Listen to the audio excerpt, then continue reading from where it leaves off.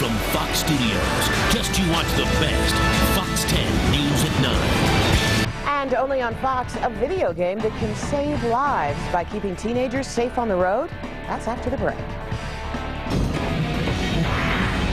Only on Fox, the odds of dying in a car accident are about 1 in 5,000. What if you could improve your odds or the odds of your children when they get behind the wheel? A Valley driving school says they can help. And as you're about to find out, this isn't your ordinary driver's ed. On a Tuesday afternoon, we're out for a drive with 3 teenagers, Laura, Melissa, and Anthony. But this is not what you think.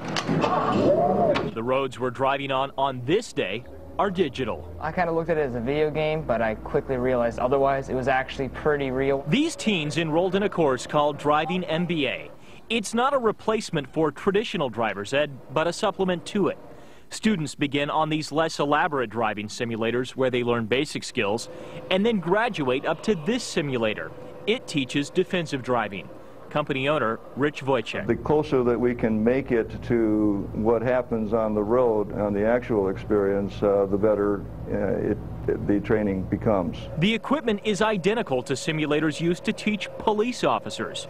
Short of driving a real car, this is about as close as you can get. Like braking and acceleration wise, it's pretty much like a real car. I mean, you don't feel everything as if you would if you were actually driving, but it's pretty close. Just like if you tap it one way, the car goes that way, and you go flying off and run into objects like it would happen if you're in a car. That is the real advantage of this simulator. You can teach students evasive driving maneuvers that you couldn't otherwise. You get blowouts. Cars randomly like stop. Have your brakes stop working on you all of a sudden. I've had to swerve. And with a click of the mouse, Rich can have them driving in virtually any kind of weather, slick roads and all. You can put in wind, where if they're driving an Explorer or a larger vehicle, they actually get wind gusts that will affect the vehicle as they're driving. Every detail in this simulator is amazingly real.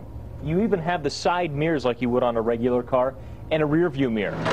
And just like in the real world, if you look in the mirror to check your hair or makeup, you'll find yourself in serious trouble. Sometimes the crashes just happen. Students can watch a replay of the accident to see what went wrong. As they say, practice makes perfect. Here, my mom started noticing improvement every time I would leave. I would drive home from here, and just from driving here and then driving back after using the simulator, she noticed a lot of improvement. I mean, it's just fun. Like, you don't even realize that you're learning stuff, and then when you go and you try it on the actual road, it's so much easier. I can remember one situation where I would have been in a really bad accident. A car pulled in front of me, and there was actually particular exercises that we did that mimicked that exact thing, and I knew exactly what to do. I mean, it would have been a really bad accident had I not even come here. That is the goal. Make mistakes here and learn from them where no one gets hurt. And hopefully, when they trade the digital roads for the real ones, no one gets hurt there either. That crash was all in jest, though. At the end of the day, when you spend that much time driving, sometimes you treat it like a video game and have a little bit of fun as a kid. Students typically spend about 12 to 14 hours behind the virtual wheel learning driving skills.